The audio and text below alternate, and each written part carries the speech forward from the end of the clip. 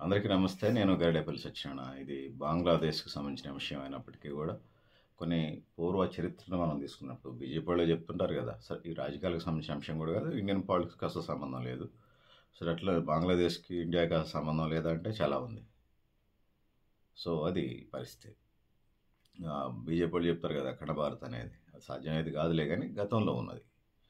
రాజుల పరిపాలన కాలంలో అఖండ భారత్ ఉన్నది. ఆ అఖండ భారత్‌లో ఇండియా ఇటుపక్క మనకి సముద్రం చుట్టూ ఉన్నటువంటి మనకు 3 వైపులుంది. శ్రీలంక 4 వైపులుంది. శ్రీలంక అదేవిధంగా ఇక్కడికి వచ్చినప్పుడు మనం 47 ఆగస్టులో ఏర్పడినటువంటి దాంట్లో మనతో పాటు శ్రీలంక అట్లా ఉంచండి. దానికి ఒక సందర్భంలో స్వతంత్రం వచ్చింది. దాని తర్వాత అది విడిపోయింది. దాని తర్వాత పాకిస్తాన్ ఇండియా గారు 47 ఆగస్టు 15 14 ఏదో ఆగస్టు 14 వాళ్ళ స్వతంత్ర దినోత్సవం జరుగుతుంది. మనం ఆగస్టు 15 స్వతంత్ర దినోత్సవం జరుపుకుంటాం. దాని తర్వాత పాకిస్తాను అదేవిధంగా ఏదైతే ఉన్నదో బంగ్లాదేశ్ వాళ్ళకి సంబంధించి ఏదైతే ఉందో బంగ్లాదేశ్ వ్యక్తి ఉమ్మడి పాకిస్తాన్కి సంబంధించి వచ్చినప్పుడు ప్రధానమంత్రి అయ్యే క్రమంలో జరిగినటువంటి గొడవలలో వాళ్ళు భాష పేరిట విభజన జరగటం జరిగింది. ప్రతిసారి కయ్యానికి కాలు దువ్వేటువంటి పాకిస్తాన్కి గొడవలు వచ్చి మన మీదకి వచ్చే క్రమంలో ఆనాటి భారత ప్రధాని ఇందిరాగాంధీ ఏదైతే ఉన్నదో అమ్మ బంగ్లాదేశ్కి సపోర్ట్ చేసి ఆ దేశం స్వతంత్రంగా ఏర్పడటానికి దానికి సంబంధించి అనేక రకాల సహాయ సహకారాలు అందించడం జరిగింది. సో అయిన తర్వాత పాకిస్తాన్ బంగ్లాదేశ్ రెండుగా విడిపోయినాయి. మనం బంగ్లాదేశ్ ఎట్లాగా చర్చించడం కాబట్టి అట్లా ఉంచండి. దాంతో పాటు నేపాల్ కూడా ఒక దేశం ఉంది, అది హిందూ దేశంగా ఉన్నది. సో అది కూడా అఖండ భారత్లో ఒక భాగం. దాని తర్వాత చైనా దాకా మనం తీసుకున్నప్పుడు ఆఫ్ఘనిస్తాన్ కూడా ఈనాడు తాలిబాన్ల రాజ్యం వెళ్తూ ఉన్నారు. సందర్భం వచ్చినప్పుడు వాళ్ళకి సంబంధించి కూడా మళ్ళీ భవిష్యత్తులో డిస్కస్ చేద్దాం. సో ఆ విధంగా అనేక రకాల దేశాలు ఇక్కడ అఖండ భారత్లో ఉన్నాయి. కానీ ప్రపంచం అభివృద్ధి ముంగిట గతంలో రాజులు పరిపాలన వెళ్తే వాళ్ళు ఒకటి పనులు చేసేది, ప్రజలను గాలికి వదిలేసేది. ఇంత అభివృద్ధి, సంక్షేమము, విద్య, వైద్యం, ఉపాధి రంగాలు ఇన్ని విభాగాల కోసం వాళ్ళు పనిచేసేవాళ్ళు కాదు. ప్రజలు వాళ్ళకి నచ్చినప్పుడు మళ్ళీ ఓడించేటువంటి రాజకీయాలు. భారత ప్రజాస్వామ్యంలో లోపాలు కొన్ని ఉంటే ఉండవచ్చు. సరే అది చర్చించాం, అవసరమైతే మళ్ళీ చర్చించుతాం. కానీ నచ్చని పార్టీని ఓడించడం, నచ్చిన పార్టీని గెలిపించడం, ఆ ఓటు హక్కు వాళ్ళ చేతిలో ఉండటం భారత రాజ్యాంగం వాళ్ళకి ఇచ్చింది. సో ఇది ఒక భాగం. అంశం భారతదేశానికి సంబంధించిన అంశం అదే అంటే అసలు కాదు. బంగ్లాదేశ్ సంబంధించిన అంశం. మరి భారతదేశానికి ఏం సంబంధం అంటే కొంత సంబంధాలు ఉన్నాయి సరిహద్దు దేశాలుగా. సో ఇందిరాగాంధీ ప్రధానమంత్రిగా ఉన్నప్పుడు బంగ్లాదేశ్ ఏర్పడటానికి తన వంతు పాత్ర నిర్వర్తించింది అనేది మనం చెప్పక తప్పదు. అంటే సుమారుగా 50 సంవత్సరాల ప్రయాణంలో బంగ్లాదేశ్ ఏర్పడితే అపరకాళికని ఆనాటి ప్రతిపక్ష నాయకుడు అటల్ బిహారీ వాజ్పేయి ఈనాడు దేశాన్ని కేంద్రంలో ఎన్డీఏ ప్రభుత్వం పరిపాలిస్తున్నటువంటి వాళ్ళ అధినాయకుడు ఎవరైతే ఉన్నారో ఆనాడు జనసంఘానండి, లేకపోతే ఇంకో పేరుతో ఉండండి, ఏదైనా కానివ్వండి, వాళ్ళు ఇది చేశారనేది. సో ఆనాడు దేశ ఒక విషయం బేస్డ్గా వచ్చినట్టు ప్రతిసారి పాకిస్తాన్ ఇండియా మీదకి వస్తున్న క్రమంలో వాళ్ళ మధ్య అంతర్గత కొట్లాటలో దాన్ని ప్రత్యేక దేశం చేసి సైనిక సహాయం దగ్గర నుంచి, అనేక ఇన్ఫర్మేషన్ టెక్నాలజీ దగ్గర నుంచి, మిలిటరీ దగ్గర నుంచి, లేకపోతే యుద్ధ క్షిపణుల దగ్గర నుంచి అన్నిటినీ సపోర్ట్ చేస్తూ మిత్ర దేశంగా ఉండే ప్రయత్నాలు చేస్తున్నాం. సో ఈ నేపథ్యంలో దౌత్య విధానంలో ఆనాడు ఉన్నటువంటి పరిస్థితులు ఈరోజు ఉన్నాయంటే నేపాల్ మనతో ఉండని చెప్పి చైనాకి వెళ్ళే ప్రయత్నం చేస్తూ ఉంది. అదేవిధంగా పాకిస్తాన్ మనతో అసలు ఎప్పుడు ఉన్న పరిస్థితి లేదు. పుట్టిన దగ్గర నుంచి కౌరవుల పాండవుల యుద్ధం లాగానే ఉన్నది దాంతో. సో అట్లా పరిస్థితులు ఉన్నాయి. ఈ బంగ్లాదేశ్ కూడా అలాంటి పరిస్థితి తెచ్చుకుందాం అనేది ఉన్నది. దాన్ని ఆచితూచి ముందుకెళ్లాల్సిన అవసరం అయితే ఇండియాకు ఉన్నది. మనం ఎవరినైనా మార్చగలం కానీ మన పొలం పక్కన ఉన్న వాళ్ళని మనం మార్చలేము. దేశాలకు సంబంధించి వచ్చినప్పుడు కూడా ఆ దేశాన్ని మనం సరిహద్దులు ఏదైతే ఉందో మన సరిహద్దులు ఎవరైతే ఉన్నారో వాళ్ళని మనం మార్చలేము. సో అటు వచ్చినప్పుడు చైనాతో మనకి ఎప్పుడు ప్రమాదంగా ఉంటుంది, పాకిస్తాన్ ఉంటుంది. సో మనకి ఈ మధ్యకాలంలో శ్రీలంక దూరం అవుతూ ఉన్నది, నేపాల్ దూరం అవుతూ ఉంది, ఆఫ్ఘనిస్తాన్ కూడా అంత దగ్గరగా ఉన్నాడు కనిపించదు. ఈ నేపథ్యంలో బంగ్లాదేశ్ని కూడా మనం దూరం చేసుకుందామా? సో ఇవన్నీ మనకి కనపడతా ఉన్నాయి. ఆసియా ఖండంలో ఉన్నటువంటి దేశాలు మనం ఎంత. సో క్రీడలు అవి జరుగుతూ ఉంటుంటాయి కానీ ముఖ్యమైన అంశాలకు వచ్చినప్పుడు వాణిజ్య వ్యాపారాలకు సంబంధించి, లేకపోతే దౌత్య సంబంధాలకు సంబంధించి, పరస్పరం ముందుకెళ్లే దానికి సంబంధించి ఏదైతే ఉన్నదో వీటన్నిటిని మనం పరిగణలోకి తీసుకోవాల్సిన అవసరం అయితే ఉన్నది. సో ఆ విధంగా ముందుకు పోవాల్సిన అవసరం అయితే ఎంతైనా ఉన్నది. సో అఖండ భారత్లో పాకిస్తాన్, ఇండియా కలిసే ఉండే. బంగ్లాదేశ్ తర్వాత పాకిస్తాన్ నుంచి విడిపోయింది. సో విభజించు పాలించు నేపథ్యంలో బ్రిటిష్ వాళ్ళ నుంచి చాలా పోరాటాలు జరిగినాయి. బ్రిటిష్ వాళ్ళ మీద పోరాటాలు జరిగినాయి. దానికి అది బంగ్లాదేశ్ అనండి, లేకపోతే బెంగాల్ అనండి, ఆనాడు పిలువబడేటువంటి బెంగాల్గా ప్రాంతంగా పరిగణాలుగా చూడండి. సో ఆ విధంగా ఆ ప్రాంతానికి ఎప్పుడు నెత్తుటి ఏర్లు పారిన చరిత్రే ఉన్నది, యుద్ధం చేసిన చరిత్ర ఉంది, ప్రతిఘటించిన ప్రజలు మనకు కనిపిస్తారు.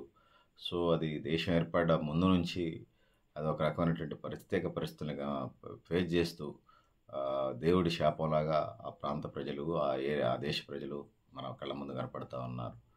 సో వివక్షతలకు ఇసుగుబెదినటువంటి సందర్భంలో అభ్యుదయవాది లౌకికదైన ముజిబుర్ రెహమాన్ ఎవరైతే ఉన్నారో ఆ దేశం స్వతంత్రంగా ఉండటానికి చేశాడు. ఆయన పరిపాలన చేస్తే అభ్యుదయ భావాలతోని, లౌకికవాద భావాలతోని ఆ దేశం బాగుంటుందనే క్రమంలో ప్రభుత్వం ఏర్పడినటువంటి బంగ్లాదేశ్ ప్రభుత్వం ఏర్పడినటువంటి 4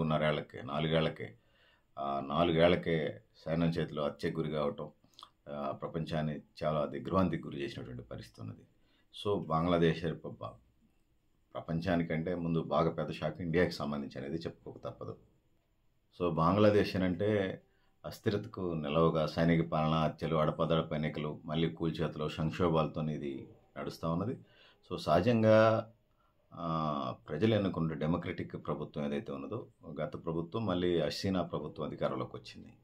ఆ హసీనా గవర్నమెంట్ ఎవరైతే ఉందో అమ్మకి సంబంధించిన గవర్నమెంట్, ఆ పార్టీ అధికారంలో ఉన్నది.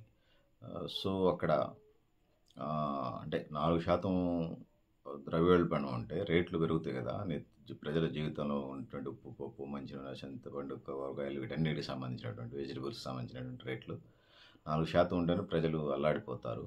6% పెడితే ప్రజలు తిరుగుబాటు దాకా వస్తారు. కానీ బంగ్లాదేశ్లో 9.41 లేకపోతే 9.43%, అంటే 9.41 నుంచి 43% ద్రవ్యోల్బణం ఉన్నది. ఇది చాలా ప్రపంచంలో ఎవరు ఏ దేశానికి వచ్చినా అది సవాలే. మనం గతంలో పాకిస్తాన్లోనో, శ్రీలంకలోనో ఇట్లాంటి పరిస్థితులు వస్తే చూసారు. మనం బంగ్లాదేశ్కి సంబంధించి మనం మద్దతుదారు అయినప్పటికీ కూడా ఎన్నికలు జరిగినాయని ప్రశాంతంగా ఉన్నది కదా అనుకుంటూ చూస్తున్నట్లు వీటిని పరిష్కరించడంలో ఆ ప్రభుత్వం వైఫల్యం చెందిందనేది మనం చెప్పక తప్పదు. ఎందుకంటే ఆ దేశాన్ని పరిపాలించిన ప్రధానమంత్రి లేటెస్ట్గానే 1-2 సంవత్సరాలు కూడా కావట్లేదు ఆ ప్రభుత్వం ఏర్పడి.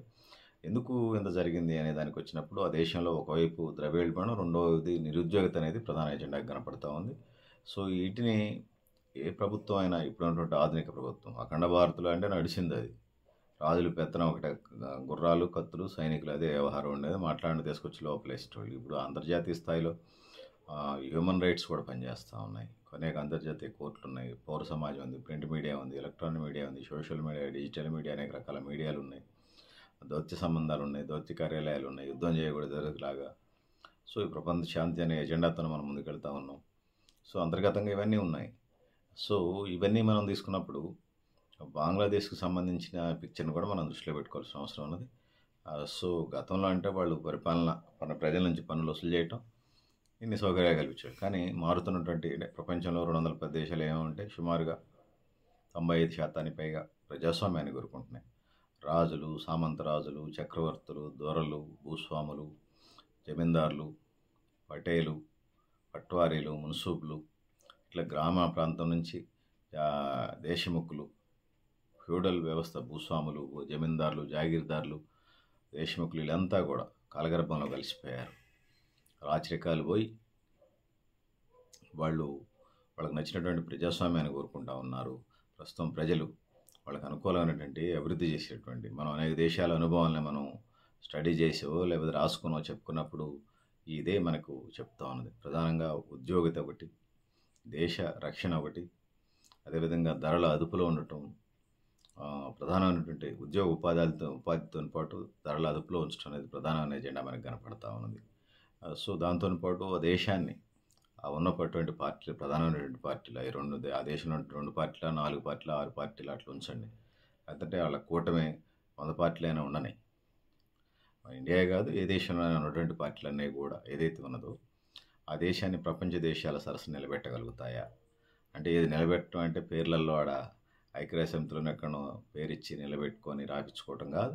విద్య, వైద్యం, ఉపాధి రంగాలతో పాటు తినడానికి తిండి, ఉండడానికి ఇల్లు, కట్టుకోవడానికి బట్ట, చదువుకోవడానికి విద్య, ఉద్యోగ ఉపాధి అవకాశాలు, మంచి ఉచిత వైద్య అవకాశాలు, ఆ విధంగా సమాన అవకాశాల సమాజాన్ని నిర్మించడం కోసం దేశ ప్రజలు ప్రత్యక్షంగా పరోక్షంగా కోరుకుంటూ ఉన్నారు. ఇందులో గుడ్లో మెల్లగా ఆఫ్ఘనిస్తాన్లో కూడా ఆసియా ఖండంలో అక్కడ పడుతున్నటువంటి ఆఫ్ఘనిస్తాన్లో కూడా అక్కడ అనేక రకాలైనటువంటి రష్యా అమెరికా అన్నీ అయిన తర్వాత వాళ్ళు స్థానికులు తాలిబాన్లు పరిపాలన చేస్తూ ఉన్నారు. మనం దాన్ని ఏమనలేము, ఎందుకంటే స్థానికులు తాలిబాన్లు అయినప్పటికీ కూడా స్థానికులే పరిపాలన చేసుకోవడానికి మనం కట్టుబడి ఉన్నా కూడా అక్కడ ఉన్నటువంటి ఇస్లామిక్ ఛాందస్వాద చట్టాలు అక్కడ ప్రజల్ని పట్టి ఇబ్బంది పనిచేస్తున్నాయి. ఇది ఇంటర్నేషనల్ మీడియా చెప్తున్నమాట. గరిడేపల్లి సత్యనారాయణ పనిచేసే వేదికలు కాదు. సో అందుకోసం ఇప్పుడు మన ప్రధానమైనటువంటి ఎజెండా ఏదైతే ఉన్నదో బంగ్లాదేశ్ అనేటువంటి దానికి వచ్చినప్పుడు అక్కడ గొడవలకి వీటన్నిటికీ చాలా ప్రధానమైన కారణం ఉన్నది. ఇది మనం అన్ని అంశాలకు సంబంధించి బంగ్లాదేశ్కి సంబంధించి హసీనా కూడా భారత్ ఫేవరెట్. అది కాంగ్రెస్ ఉన్నా బీజేపీ కూటమి ఉన్నా ఎవరున్నా కూడా భారతదేశానికి చాలా మిత్రదేశం, చాలా ఫ్రెండ్లీగా యాజ్ ఏ బ్రదర్గా యాజ్ ఏ సిస్టర్ ఆర్గనైజేషన్ లాగా ఆ దేశం ముందుకెళ్తున్న నేపథ్యాన్ని మనం చూస్తూ ఉన్నాం. సో మరి దీనికి వినిపిస్తున్నటువంటి ఆరోపణలు చైనా, అదేవిధంగా పాకిస్తాన్ అక్కడ అస్థిర ప్రభుత్వం ఏర్పడితే బంగ్లాదేశ్ని దయాదిల దాంట్లో పాకిస్తాన్కి ఇటు చైనాకి సంతోషం.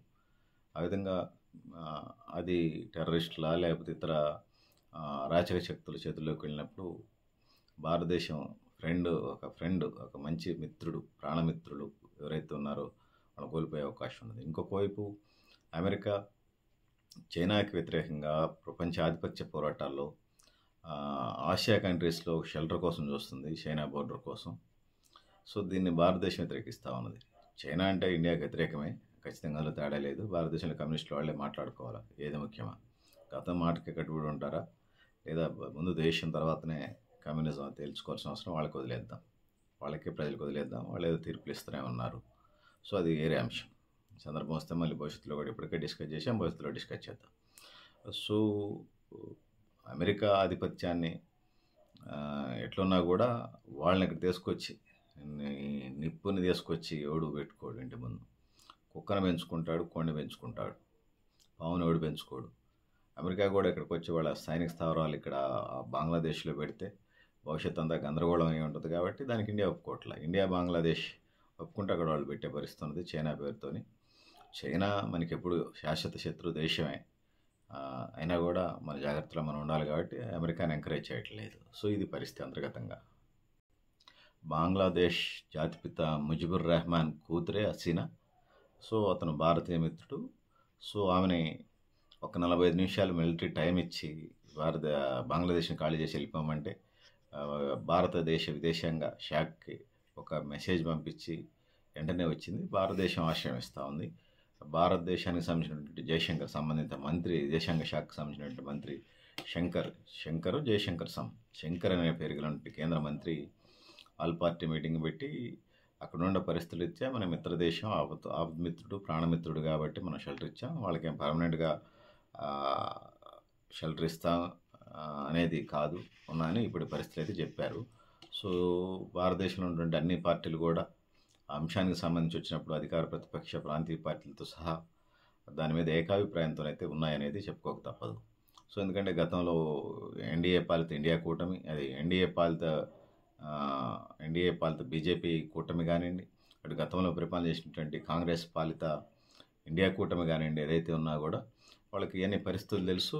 సో వామపక్షాలతో సహా వీళ్ళంతా మౌనంగానే ఉన్నారనేది చెప్పుకో తప్పదు. ఎందుకంటే ఇప్పటికీ అంటే ఎవరికైనా దేశం నుంచి హెలికాప్టర్ అక్కడి నుంచి డైరెక్ట్గా వచ్చేసారు. సో మనం మీడియాలో మనం చూసినప్పుడు ప్రధానమంత్రి ఇంటిని మొత్తం ఉన్నటువంటి ఫ్రిడ్జ్లు, కూలర్లు, కుర్చీలు, బల్లాలన్నీ ఎత్తుకుపోతున్నటువంటి ఫ్యాన్లతో సహా ఎత్తుకుపోతున్నటువంటి విజువల్స్ని మనం మీడియా ఛానల్స్లో మనం కనిపిస్తూ ఉన్నది. సో ఎంత తిరుగుబాటుకు కారణమైంది అనే దానికి వచ్చిన ప్రజాస్వామ్యయుతంగా ఎన్నికలు జరిగినప్పుడు ఇంకొక విమర్శ కూడా వినపడతా ఉన్నది. ప్రతిపక్ష పార్టీలను పక్కన పెట్టేసి వాళ్ళు ఎన్నికలు జరుపుకున్నారు, అంత జరగాల్సినంత పోలింగ్ జరగలేదనేది విమర్శలు ఉన్నప్పటికీ కూడా సో ప్రజలందరికీ ఓటు హక్కు ఉన్నది, దాంట్లో పాల్గొవాల్సిన అవసరం అయితే ఎంతైనా ఉన్నదనేది తెలియజేస్తూ ఉన్నాను. సో ఇండియా బంగ్లాదేశ్ అనేది చాలా ఫ్రెండ్లీ దేశాలు. ఈ దక్షిణాసియాకు సంబంధించి వచ్చిన దేశాల్లో బంగ్లాదేశ్ ఒకటి. సో అక్కడ హసీనా సంబంధించినటువంటి పార్టీ, అదే ఖలీదా జియాకి సంబంధించినటువంటి పార్టీ ఉండేది. హసీనా ఏదైతుందో ముజిబుర్ రెహమాన్ కూతురు భారతదేశ ఫేవరెట్గా ఉండేది. ఖలీదా జియాకి సంబంధించినటువంటి పార్టీ ఆమె ప్యానెల్ ఇండియాకి వ్యతిరేకంగా ఒక దశలో భారతదేశ రాజకీయాలనే కామెంట్ చేస్తూ లేదా భారతదేశ రాజకీయాలు భారతదేశ ప్రాబల్యానికి సంబంధించి ప్రశ్నిస్తూ ఎన్నికల క్యాంపెయిన్ నిర్వర్తిస్తున్న పరిస్థితి ఉన్నది. సో హసీనా ప్రధానమంత్రి అయిన తర్వాత ఆమెను జైల్లో పెట్టు ఇదంతా ఒక సమస్యగా ఉన్నది. సో నిజంగా ప్రతిపక్షాలని ప్రధానంగా 3 కారణాలు మనకి ఇక్కడ బంగ్లాదేశ్కు సంబంధించిన అంశాలు మనకు కనపడతా ఉన్నాయి. ఒకటేమో ఉపాధి ఉద్యోగాలు కల్పించాల్సిన అవసరం అయితే ఉన్నది ఒకటి. రెండోది ద్రవ్యోల్బణం అయితే ధరల పెరుగుదలను కంట్రోల్ చేసిన బాధ్యత బ్లాక్ మార్కెట్ని అరికట్టి ఎగుమతులు దిగుమతులు దేశ పరిస్థితులకు అనుకూలంగా దేశ పరిస్థితుల కంటే ఆ ప్రజల పరిస్థితులకు అనుకూలంగా ఎక్స్పోర్ట్ ఇంపోర్ట్ పాలసీ ఏదైతుందో దాన్ని కొనసాగించాల్సిన అవసరం అయితే ఉన్నది. ప్రతిపక్ష పార్టీలు అసలు లేకుండా చేద్దాం, నామరూపాలు చేద్దాం, లేకుండా చేద్దాం అనేది కరెక్ట్ కాదు. సో ఈ 3 అధిగమించగలిగి ఉన్నట్లయితే ఆ దేశానికి సంబంధించి బాగుండేది. ప్రజలు ఉద్యోగాలు లేకపోవడం తిరిగిపోవడం జరిగింది. సో అంశం 30% 40% ఉన్నటువంటి సుమారుగా 30% అనుకుంటాను, 40% కాదు 30% ఉన్నటువంటి హిందూ రిజర్వేషన్ని ప్రవేశపెట్టింది. అంటే 100కి 30%. సో దాని తర్వాత తిరుగుబాటు వస్తే యాజిటేషన్ చేస్తే విద్యార్థులు బంగ్లాదేశ్ వ్యాప్తంగా యాజిటేషన్స్లో 5% తగ్గించారు. అంటే 30% 5% కంటే హిందూ జనాభా ఉన్నది, 5% కంటే ఎక్కువ ఉన్నది. అది పెద్ద రిజర్వేషన్ కూడా కాదు. అయినా కూడా ఎందుకు అంత ప్రజల ఆందోళన పట్టబెట్టారు అనే దానికి వచ్చినప్పుడు ఇప్పుడు చెప్పినటువంటి ప్రధానమైనటువంటి సమస్యలు కొట్టుమిట్టాడుతూ ఉన్నాయి. సో ప్రజల వాళ్ళ వాయిస్ని వినిపించుకోలేకపోయారు జరిగిన ఎన్నికలు అనేది ఒక మాట ఏర్పడుతున్నా కూడా ఆ దేశంలో ఈ ప్రధానమైనటువంటి తినడానికి తిండి, ఉండటానికి ఇల్లు, కట్టుకోవడానికి బట్ట, చదవడానికి విద్య, ఉపాధి ఉద్యోగితలకు సంబంధించినటువంటి ఎజెండా ప్రధానమైన ఎజెండాగా ఉన్నది. సో ఇది ఎజెండా వల్ల ప్రజలు ఎంత 30% రిజర్వేషన్ అసలు 30% హిందూ రిజర్వేషన్ 5% తగ్గించినా కూడా తగ్గలేదనంటే ప్రజలు ఇంకితర అంశాల మీద కోపంగా ఉన్నారనేది మనకు అర్థమవుతా ఉన్నది. సో దాన్ని మనం గమనంలోకి తీసుకోవాల్సిన అవసరం అయితే ఉన్నది. సో ఇప్పుడు వచ్చినటువంటి విద్యార్థులు నోబెల్ బహుమతి గ్రహీత ఎవరైతే ఉన్నారో అతనికి తాత్కాలిక ప్రధానమంత్రిని చేసే ప్రయత్నం అనేది చేస్తూ ఉన్నారు. ఆయన కూడా సరే బాలల హక్కులకు సంబంధించి అందులో తేడా ఏం లేదు, మాకు రెండో అభిప్రాయం ఏం లేదు, ఆయన అర్హుడే నోబెల్ ప్రైజ్కి. కానీ బంగ్లాదేశ్ పరిపాలనకు సంబంధించి అటు మిలిటరీకి లేకపోతే టెర్రరిస్టులకి లేకపోతే పాకిస్తాన్ ఐఎస్ తీవ్రవాదులకి సంబంధించి ఒక ఏజెంట్ లాగా అంటే మారే పరిస్థితులు ఏమైనా ఉంటాయేమనేది ప్రపంచం ఆందోళన, ఇండియా ఆందోళన కూడా చెప్పవచ్చు. చైనాకో లేకపోతే అటు పాకిస్తాన్కో ఏజెంట్గా ఉండేటువంటి పరిస్థితులకు నెట్టేయబడితే మళ్ళీ తర్వాత సరిహద్దు సమస్యని మనం ఇప్పటికే మిత్ర దేశాలను కోల్పోతున్నాం కాబట్టి బంగ్లాదేశ్ అదనపు తలనొప్పిగా మారే అవకాశం ఉంది. అందుకోసం భారతదేశం తన వంతు పాత్ర తను నిర్వర్తిస్తుందేమనేది ప్రతి సగటు భారతీయుడికి అనిపిస్తూ ఉంది. అందులో తేడా ఏం లేదు, అనిపించడంలో కూడా అది నిజం కూడా. సో ఖలీదా జియాకి వచ్చినప్పుడు ఆమె విధానాలు భారతదేశానికి వ్యతిరేకంగా ఉండేవి. పాకిస్తాన్, చైనా, అమెరికాతో ఫ్రెండ్షిప్ చేసేది.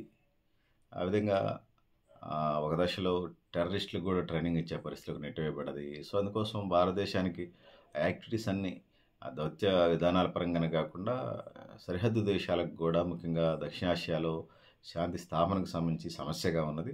సో అందుకోసం ఖలీదా జియా ప్రభుత్వం వస్తే భారతదేశానికి ఛాలెంజింగ్ ఇప్పుడు ఉన్నటువంటి పరిస్థితుల్లో. సో అందుకోసం బంగ్లాదేశ్కు సంబంధించినటువంటి ప్రతిరోజు దినచర్యని దౌత్య విభాగాలే కాదు, భారతదేశ దౌత్య విభాగానికి సంబంధించిన అధికారులే కాదు, భారత ప్రజలంతా కూడా ఉత్కంఠంతోనే ఒక ఆందోళనతో చూస్తున్నటువంటి పరిస్థితి మనం చూస్తూ ఉన్నాం. బంగ్లాదేశ్ వాళ్ళ దేశాన్ని వాళ్ళు పరిపాలించుకోవాలనే మాటకి భారతదేశం కట్టుబడి ఉంది. కానీ భారత్ ఏం కోరుకుంటుంది అని అంటే భారతదేశానికి అనుకూలంగా ఉన్నటువంటి విధానాలు ఏం భారత్ కోరుకోవట్లేదు. భారతదేశానికి ఒక సార్వభౌమాధికారం, దానికి ఒక రాజ్యాంగం, దానికి ఒక కథా కార్యక్రమం ఉంటుంది. అట్లా బంగ్లాదేశ్కి కూడా ఆ దేశం ఒక రాజ్యాంగం, షెడ్యూల్డ్, ఫండమెంటల్ రైట్స్, విధి విధానాలు ఉంటాయి. వాళ్ళ ప్రకారం వాళ్ళు వెళ్తారు. దౌత్య సంబంధాలు వాటికి సంబంధించినటువంటి పరిస్థితుల్లో లేకపోతే వాళ్ళకి ఏమైనా అవసరమైనటువంటి పరిస్థితుల్లో, రుణాలు అవసరమైన పరిస్థితుల్లో, వ్యవసాయానికో, పారిశ్రామిక రంగానికో, లేకపోతే స్పేస్కో, లేకపోతే అంతరిక్షానికి సంబంధించో, సైన్స్ అండ్ టెక్నాలజీకి సంబంధించినటువంటి సపోర్టు భారతదేశం ఎప్పుడు ఇస్తూనే వస్తుంది, భవిష్యత్తులో కూడా కొనసాగుతుంది. సో బంగ్లాదేశ్కు సంబంధించి భారతదేశం ఏం భావిస్తుందనంటే అది చైనాకో లేకపోతే పాకిస్తాన్కో లేకపోతే టెర్రరిస్ట్ గ్రూపులకో లేకపోతే అమెరికాకో షెల్టర్ ఇచ్చే మార్గంగా ఇవ్వటం వల్ల రేపు దేశ శాంతి భద్రతలకి ఛాలెంజింగ్గా ఉండే పరిస్థితిని ఎటు వేయబడతాం. అందుకోసం భారతదేశం ఆందోళన పడతా ఉన్నది. సో ఆ శక్తులు చేతిలో పోకుండా ఉండడం కోసం భారతదేశం తన ప్రయత్నం ఖచ్చితంగా చేయాలి కూడా, అందులో తేడా ఏం లేదు. అది బీజేపీ పాలిత ఎన్డీఏ కూటమి నుండి, కాంగ్రెస్ పాలిత ఎన్డీఏ కూటమి నుండి, లేకపోతే ఇంకా కొత్త ఫ్రంట్ ఏమైనా థర్డ్ ఫ్రంట్ వచ్చి వాళ్ళ అధికారంలో ఉన్నా కూడా ఆ పాలసీలో అయితే తేడా లేదు. ఎందుకంటే శత్రువు పెరిగి పెద్దదయ్యేదాకా చూడాల్సిన పరిస్థితి ఏం లేదు. సో ఎందుకంటే ముందు దేశం తర్వాతనే మిగతా అవన్నీ కాబట్టి, అందుకోసం ఆ విధంగా ముందుకు వెళ్ళాల్సిన పరిస్థితి ఉన్నది. భారతదేశం ఉన్నటువంటి నిర్ణయాలు ఏదైతేనే 100% కరెక్ట్గా ఉన్నది. ఆ విధంగా మనం ముందుకు పోవాల్సిన అవసరం ఉన్నది. నిఘా విభాగాలు, బంగ్లాదేశ్ నిఘా విభాగాలు, ఇండియన్ నిఘా విభాగాలు కూడా అందుకోసం గూఢచార విభాగాలు ఖచ్చితంగా పనిచేయాలని చెప్పేసి ఈ సందర్భంగా గుర్తు చేస్తూ ఉన్నాను, ప్రస్తావిస్తూ ఉన్నాను. ఇప్పుడు ప్రధానంగా వచ్చినటువంటి ముజిబుర్ రెహమాన్ కూతురు హసీనా అయితే ఇబ్బంది ఉన్నది ఆ పార్టీతోని. సో ఖలీదా జియా నాయకత్వంలోని బిఎన్పి పార్టీ ఏదైతే ఉన్నదో, బంగ్లాదేశ్ నేషనల్ పార్టీ అనుకుంటాను బిఎన్పి అంటే, అక్కడ సైన్యం చేతిలో కీలుబొమ్మగా చైనా పాకిస్తాన్ అనుకూల అధికారులు పెట్టుకొని అది నడిపించడం వల్ల భారతదేశానికి ఎప్పుడు పక్కలో బల్లేలాగానే ఉంటుంది. కాబట్టి కత్తి పెట్టుకొని పండుకోలేం కదా, ఎప్పుడైనా కోసుకుంటుంది. మనం పడుకునేటప్పుడు ప్రశాంతంగా పండుకోవాలి కదా. సో అందుకోసం ఇండియా తన దేశాంగ దృక్పథానికి సంబంధించి వచ్చినప్పుడు అర్థం చేసుకోవాల్సిన అవసరం అయితే ఉన్నది. సో కొంత తత్రపాటు ఉంటుంది, కొంత ఆందోళన అయితే ఉంటుంది బంగ్లాదేశ్ సంబంధించి ఏం జరుగుతుంది అనే పరిణామాల మీద. ఆ దేశ ఆటానమస్ ఏదైతే ఉందో, స్వయం ప్రతిపత్తిని, సార్వభౌమాధికారాన్ని, ప్రజల మనోభావాలను గౌరవిస్తూ భారతదేశం ముందుకు పోవాల్సిన అవసరం అయితే ఉన్నది. ఆ దక్షిణాసియా ప్రాంతంలో అమెరికా వాడు వచ్చి అక్కడ సైనిక స్థావరం పెడితే వాడు చెప్పినట్టు అయినపోతే ఎప్పుడైనా ఆ కత్తులు, గొడ్డళ్ళు, పిస్టళ్ళు, తుపాకులు, ఆర్డెక్స్లు పెట్టుకున్నాడు ఎలకాలం వాటిని దాచిపెట్టుకొని ఆయన బ్యాంక్ డిపాజిట్ దాచిపెట్టుకోవడానికి, వడ్డీ వస్తుంది అనుకోవడానికి, వాడు ఎప్పుడో ఒకసారి యుద్ధం చేస్తాడనుకుంటూ ప్రయోగాలు చేయాలనుకుంటాడు. అట్లా నా ఇబ్బంది ఉంటుంది. అందుకోసం భారతదేశానికి ఖచ్చితంగా ఆందోళన అయితే ఉన్నదనేది చెప్పక తప్పదు. అందుకోసం ఆందోళన తగ్గించుకోవడం కోసం నివారణ చర్యలు ఏం చేయాలో భారతదేశం అందులో చేయటం తప్పలేదు. ఎందుకు 1000% చేయాల్సిన బాధ్యత కూడా భారతదేశం మీద ఉన్నది. ముజిబుర్ రెహమాన్ హసీనా వాళ్ళ కూతురు Hasina party Awami league party, so Khaleda జియాది బిఎన్పి పార్టీ. ఈ రెండు పార్టీల మధ్య ప్రధానమైనటువంటి మన భారతదేశంలో కాంగ్రెస్, బీజేపీ ప్యానల్స్ ఏదైతే కూటమిలాగా ఈ రెండు పార్టీలు ప్రధానంగా పోటీ పడుతుంటాయి. మిగతా అనేక రకాల పార్టీలు ఉన్నా వీళ్ళిద్దరి మధ్య యుద్ధం జరుగుతూ ఉంటుంది. ముజిబుర్ రెహమాన్ కూతురు ఏదైతే ఉందో అవామీ లీగ్ పార్టీ భారతదేశ అనుకూలమైనటువంటి ఫ్రెండ్లీ నేచర్తో ఎన్నికల ముందుకు వెళ్తూ ఉంటుంటుంది. భారతదేశం కూడా అది ఏర్పడే దగ్గర నుంచి, ఆ దేశం ఏర్పడే దగ్గర నుంచి తన సోదర భావంతో తన వంతు కర్తవ్యాలను ఎప్పుడు నిర్వర్తిస్తూ ముందుకు వెళ్ళిందనేది చెప్పొచ్చు. అది కాంగ్రెస్ ప్రభుత్వం ఉన్నా, నేషనల్ ఫ్రంట్ ప్రభుత్వం ఉన్నా, లేకపోతే ఎన్డీఏ కూటమి ప్రభుత్వం ఉన్నా, తన కర్తవ్యాలని, స్నేహధర్మాన్ని, మన దేశంలో మనకి రాజకీయ పార్టీల మధ్య భిన్న రాజకీయ అంశాల మీద భిన్నమైన అభిప్రాయాలు ఉంటే ఉండొచ్చు, కానీ విదేశాంగ విధానానికి సంబంధించినట్టు స్పష్టంగా ఒక లైన్కి కట్టుబడి ఉన్నాం. అది కొనసాగాలి కూడా. మహమ్మద్ యూనస్, ఈయన నోబెల్ బహుమతి గ్రహీతతో పాటు ఆ దేశంలో సూక్ష్మ పొదుపు ఉద్యమాన్ని నిర్మించినటువంటి గనుడు. సో అంటే మన డోక్రా సంఘాలు వాళ్ళు స్టార్ట్ చేసినటువంటిది ముందు ఆయన స్టార్ట్ చేశాడు, ఆర్థికవేత్త. సో ఆ దేశ ప్రయోజనాల కోసం పాటుపడినటువంటి వ్యక్తి, ఆ విధంగా ముందుకు వెళ్ళినటువంటి వ్యక్తి అనేది మనం చెప్పుకోక తప్పదు. సోదరులారా, సోదరిమణులారా, సో భారత్కు సంబంధించినటువంటి ఆయన అనుకూలుడా ప్రతికూలుడా అని అంటే, ఒకసారి హసీనా ఇండియాలో ఆశ్రయం బంధు, బ్రిటన్లో షెల్టర్ కోసం ప్రయత్నం చేస్తుంది. వాళ్ళ కుటుంబ సభ్యులు ఇంగ్లాండ్ పార్లమెంట్లో ఎంపీగా ఉన్న నేపథ్యాన్ని మనం చూస్తూ ఉన్నాం. హసీనా పార్టీకి సంబంధించి లేదా హసీనాకి సంబంధించి ఇంకా ఇతర దేశాలతో, ముస్లిం దేశాలతోనే మంచి సంబంధాలు ఉన్నాయి హసీనా అవామీ లీగ్ పార్టీకి. సో ఎక్కడ షెల్టర్ పొందుతుందో చూడాలి. ఇండియాలో ఉంటే మళ్ళీ అక్కడ ఇది ఒక ఎజెండాగా ఉంటుంది కాబట్టి ఇండియాలో మనం ఉంచి మనం దౌత్య కర్తవ్యాలను నిర్వర్తించుకోలేము. అందుకోసం అవసరమైన రోజులు షెల్టర్ ఇస్తూ హసీనా, లేకపోతే మాజీ ప్రధానమంత్రి హసీనాకి రాజీనామా చేసి వచ్చింది కాబట్టి మాజీ ప్రధాని అంటున్నాము. సో మనకున్నటువంటి సమాచారం ప్రకారం సో అక్కడ వెళ్ళినా భారతదేశ ప్రయోజనాలు అల్టిమేట్గా ముందుకెళ్లాల్సిన అవసరం అయితే ఉందనేది నేను తెలియజేస్తా ఉన్నాను. ఇందులో ప్రధానంగా కొన్ని కీ పాయింట్స్ మనం చెప్పుకోవాల్సింది. భారతదేశం స్నేహంగా ఉంటుందని పాటు షేక్ హసీనా ప్రభుత్వం లౌకిక విధానాలతో కొనసాగింది. మత వ్యతిరేకతలు తక్కువగా ఉన్నాయి. వస్త్ర పరిశ్రమకు ప్రపంచ మార్కెట్లో విస్తరణ చేసే ప్రయత్నం చేసింది. దేశంలో ఉపాధిని పెంచారు, దీర్ఘకాలిక సుస్థితిని కొనసాగించారు. ఇవన్నీ నిజమే కానీ 17 కోట్ల జనాభాలో, అంటే బంగ్లాదేశ్ జనాభా 17 కోట్ల జనాభాలో 3 కోట్ల మంది నిరుద్యోగులు. బంగ్లాదేశ్ కరెన్సీ టాకా విలువ 28% తగ్గింది. విదేశీ మారకపు నిల్వలు 44% తగ్గినాయి. 2021లో 5.51% ఉన్న ద్రవ్యోల్బణం 2024కి వచ్చరికి 9.73%గా ఉండటం. సో వీటన్నిటిని ప్రతిఫలాలు జన జీవన శ్రమంతిలో వ్యక్తమైనవి. ప్రజలు తమ అవసరాల అసమ్మతిని చెప్పుకోవడానికి ఆస్కారం లేకుండా పోయింది. ఈ క్రమంలో జరిగినట్టు తిరుగుబాటుగా భావించాలి. జనాలు 4% ఉంటేనే కష్టం ద్రవ్యోల్బణం.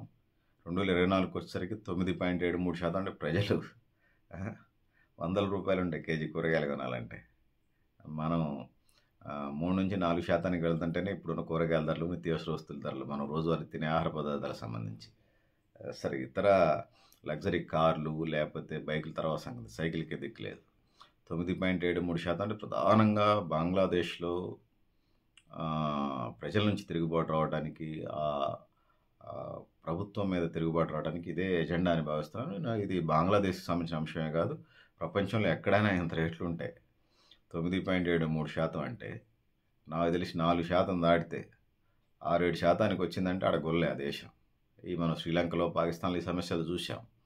బంగ్లాదేశ్లో 9.73% అంటే ఖచ్చితంగా వస్తుంది. ఇండియాలో కూడా అంత లేదు, 4% ఉన్నట్టుంది ద్రవ్యోల్బణం. సో ప్రభుత్వం తన పాత్ర తను నిర్వర్తిస్తూ ఉన్నది. సమృద్ధి గ్రామాలు కాబట్టి, ఆ వైపుగా గ్రామ పంచాయతీ ఎన్నికలు కూడా జరుపుతూ ఉన్నాయి దేశవ్యాప్తంగా కాబట్టి అంత ఇంపాక్ట్ అనేది పట్ల. అయినా కూడా 6%-7% దాటితే రాష్ట్ర ప్రభుత్వాలు కూలిపోతున్నాయి. చాలా రాష్ట్రాలలో ధరలు, నిత్యావసర వస్తువుల ధరలు పెరిగినప్పుడు మనం ఇది గమనించవచ్చు. మన దేశంలో కూడా అంత రేట్లు పెరిగితే ఖచ్చితంగా తిరుగుబాట్లు వస్తాయి. ప్రజలు కొన్ని వందల మంది చనిపోయారు ఇప్పటికీ బంగ్లాదేశ్లో. సో ఏ దేశంలోనే ఇదే ఫార్ములా. ద్రవ్యోల్బణం అంటే ధరలు పెరగటం అంటూ జరిగితే ప్రజలు ఎందుకంటే రోజు మనిషి తిని బతుకుతాడు, ముద్ద అన్నం తిని బతుకుతాడు. సరే అది రోటియా, మకానా, లేకపోతే జున్న, వెన్న, లేకపోతే బ్రౌన్ రైసా, లేకపోతే తెల్లన్నమా, వైట్ రైసా, వీటా, గోధుమనా, ఏదో ఒకటి తింటాడా, చపాతీ ఏదో తినాలి కదా. ఈ ఫుడ్కు సంబంధించినటువంటి నిత్య జీవితంలో ఎదుర్కొన్నటువంటి వీటి మీద నిత్యావసర వస్తువులు ధరలు పెరిగినప్పుడు ఖచ్చితంగా పార్టీలకి, కులాలకి, మతాలకి, అసలు గ్రూపులకి, ఆ దేశ అధ్యక్షులకి, ఆ దేశ ప్రధానమంత్రికి వ్యతిరేకంగా అవన్నీ ఖచ్చితంగా వ్యతిరేకత వస్తుంది. దాన్ని ఎవరు ఆపలేరు. అది రావటం కూడా నిజమే, సహజమే. సో అవి సరిదిద్దుకొని ముందుకు పోవాల్సిన అవసరం అయితే ఉన్నది. అవి చెప్పుకునే అవకాశం ప్రజలు కల్పించాలి. ఉపాధి అవకాశాలు పెంచాలి, ఉద్యోగిత అవకాశాలను పెంచాలి, ద్రవ్యోల్బణాన్ని అదుపులో ఉంచాలి. ఆ విధంగా ముందుకు పోవటం ఆ దేశానికి రామబాణం తప్పితే, పరిష్కారం తప్పితే మరొకటి కాదనేది ఇక్కడ నేను తెలియజేస్తా ఉన్నాను. సో దీన్ని అవకాశంగా తీసుకొని ఇంటర్నేషనల్ ఛానల్ లేకపోతే ఇతర ఛానల్స్ భారతదేశాన్ని భయభ్రాంతులకు గురి చేయడం, టెర్రరిస్టుల చేతుల్లో పోతుందని చెప్పేసి, ఇష్టరాజ్యంగా జరుగుతుందని చెప్పేసి, కలిదేజే ప్రభుత్వం వస్తే, లేకపోతే అక్కడ ఉన్నటువంటి ఇప్పుడు చెప్పినటువంటి నోబెల్ బహుమతి గ్రహీత ప్రధానమంత్రి అయితేనో సర్వరోగ నివారణ ఏం కాదు. ఖచ్చితంగా ఇప్పుడు మనం దాకా చెప్పుకున్నటువంటి అంశాలు ఏదైతున్నాయో అన్నీ పరిగణలోకి తీసుకోవాలి. అక్కడ ఉన్నటువంటి నోబెల్ గ్రహీత యోనాస్ చేతికి ప్రభుత్వం వచ్చినంత మాత్రాన కరోనా ఇంజక్షన్ ఏం కాదు, అది సర్వరోగ నివారణ ఏం కాదు, పెన్సిలిన్ ఇంజక్షన్ ఏం కాదు. సో అందుకోసం వీటన్నిటిని ప్రజలకి నచ్చజెప్పాలి. ముఖ్యంగా బ్లాక్ మార్కెట్లను అరికట్టాలి, ధరలను అదుపులో ఉంచాలి. అప్పుడే ద్రవ్యోల్బణం చేతికి వస్తుంది. ఉద్యోగిత ఉపాధి అవకాశాలకు సంబంధించి పరిశీలన చేసి, కేయిన్స్ అనేటువంటి ఆర్థికవేత్త గుంటలు తవ్వి గుంటలు కూర్చడం ఉపాధి అంటాడు. కాబట్టి ప్రజలకు ఉపాధిని అన్స్కిల్డ్ తర్వాత సంగతి, ఉపాధి మార్గాలు కల్పించి కనీస అవకాశాలు ఏదైతే ఉన్నాయో, తినడానికి తిండి, ఉండడానికి ఇల్లు, కట్టుకోవడానికి బట్ట, చదువుకోవడానికి విద్య, వైద్యం, అదేవిధంగా ఉద్యోగ ఉపాధి రంగాలని ప్రధానంగా బేస్ చేసుకుని ముందుకెళ్తే తప్ప ఆ దేశం, ఏ దేశమైనా, బంగ్లాదేశ్కి వచ్చే పరిస్థితి ఏ దేశానికి వచ్చినా ప్రజల నుంచి ఖచ్చితంగా తిరుగుబాటు వస్తే. ప్రజలు బానిస వ్యవస్థకే వ్యతిరేకంగా పోరాటాలు చేశారు, చచ్చిపోయిన దాకా కూడా చేశారు, తరతరాలు చేసుకుంటూ వచ్చినాయి. సో ప్రజాస్వామ్య దేశాలు ఇంక ఈజీ కదా. సో అందుకోసం బంగ్లాదేశ్కి వచ్చినటువంటి పరిస్థితులు మళ్ళీ ఏ దేశానికి రాకూడదు. ప్రజలు మళ్ళీ తిరిగి అనుకున్నారంటే, అయినా కూడా తిరుగుబాటు చేశారంటే ధరలను తట్టుకోలేక చేశారు. ఉపాధి మార్గాలు, నిరుద్యోగం సమస్యను ప్రధానంగా చేశారని చెప్పేసి మనకు కనబడుతున్నటువంటి మాట. సో మిత్రులారా, చాలా అంశాలు కవర్ చేశానని భావిస్తున్నాను. సో మీరు కూడా మీ అభిప్రాయాన్ని కామెంట్ బాక్స్ రాయండి. నేను గరిడేపల్లి సత్యనారాయణ. సో దేశానికి సంబంధించి ఫండమెంటల్స్ ఇవే ఉంటాయి ఏ దేశమైనా. సో ఆ దేశం కొన్ని వ్యవసాయ రంగం మీద, కొన్ని పారిశ్రామిక రంగం మీద, కొంతమంది టూరిజం మీద, కొంతమంది వాళ్ళ పండించిన పంటలు ఎక్స్పోర్ట్ చేసి వివిధ రకాల బేస్డ్గా జీవిస్తూ ఉంటుంటాయి. కొన్ని సముద్ర తీర ప్రాంతం వాటి మీద, లేకపోతే సైన్స్ అండ్ టెక్నాలజీ మీద, వివిధ అంశాలను బేస్ చేసుకొని జాతీయ ఆదాయాన్ని పెంచుకొని, తలసరి ఆదాయాన్ని పెంచుకొని, జీడిపిని పెంచుకొని ఆ ఎక్స్‌పోర్ట్ పెంచుకొని, ఇంపోర్ట్స్ తగ్గించుకొని ఆ విధంగా వెళ్తా ఉంటుంటాయి. సో, వీటన్నిటిని చేస్తూనే బ్యాలెన్స్ చేస్తూనే అభివృద్ధి, సంక్షేమం ఏదైతే ఉందో దాన్ని ముందుకు తీసుకోవాల్సిన అవసరం ఉంది. అభివృద్ధి, సంక్షేమమే కాకుండా ప్రజలకు సంబంధించి ప్రధానమైనటువంటి నిరుద్యోగిత, ఇప్పుడు చెప్పినటువంటి అంశాలు ఏదైతే ఉన్నాయో, నిరుద్యోగిత సహా ధరల అదుపుకు సంబంధించిన అంశాలు కూడా ఏ దేశంలోనే ఉండాలి. లేకపోతే ఏ దేశం లేకపోయినా తిరుగుబాట్లు ఖచ్చితంగా సహజంగా వస్తే దాన్ని ఎవరు ఆపలేరు. ఇది ప్రపంచ చరిత్రలో చెప్తున్నటువంటి సత్యం. సో, మీరు కూడా మీ అభిప్రాయాన్ని కామెంట్ బాక్స్ రాయండి. నేను గరిడేపల్లి సత్యనారాయణ, న్యూ లక్ష్య ఆర్గనైజేషన్.